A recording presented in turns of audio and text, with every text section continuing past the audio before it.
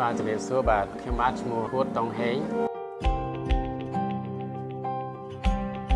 បាទមជ្ឈមណ្ឌលនៃសេចក្តីសង្ឃឹមរស់រនត្អែកនេះគឺពិតជាមានតួនាទីសំខាន់ណាស់នៅក្នុងតំបន់រនត្អែកនេះគឺផ្ដល់ខាងការអប់រំទាក់ទងជាមួយនឹងភាសាអង់គ្លេសហើយជាមួយនឹងភាសាកូរ៉េក៏មានបង្រៀនដែរទាក់ទងជាមួយនឹងកុំព្យូទ័រក៏ដូចជាដូរតន្ត្រីផ្សេងៗផងដែរហើយជាស្នូលសំខាន់គឺដំណឹងល្អអំពីព្រះយេស៊ូវបាទ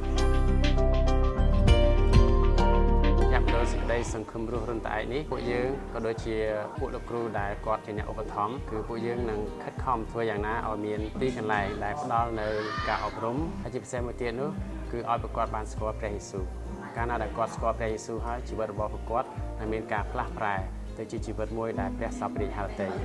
ហើយឥឡូវនេះពួកយើងកំពុងតែសាងសង់អគារសម្រាប់គណៈសាលាមត្តេយ្យហើយក៏ដូចជាកំពុងតែសាងសង់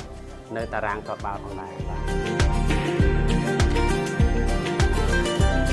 ការដែលយើងមើលឃើញទាំងអស់គ្នាគឺពួកយើងទើបតែចាប់ផ្ដើមថ្មីទេអញ្ចឹងតាមប្រសាសន៍របស់លោកគ្រូគឺគាត់និយាយថាមួយជំហានម្ដងនេះគឺជាការពិតណាស់យើងចាប់ផ្ដើមថ្មីអញ្ចឹងយើងត្រូវរៀនមួយជំហានម្ដងឥឡូវនេះអ្វីដែលជាការគិតរបស់ខ្ញុំគឺថាយើងត្រូវមានលោកគ្រូអ្នកគ្រូថ្នាក់ភាសាអង់គ្លេសពេញម៉ោងហើយលោកគ្រូអ្នកគ្រូថ្នាក់ហ្គីតាឬក៏ថ្នាក់កុំព្យូទ័រឬក៏ថ្នាក់ព្យ៉ាណូ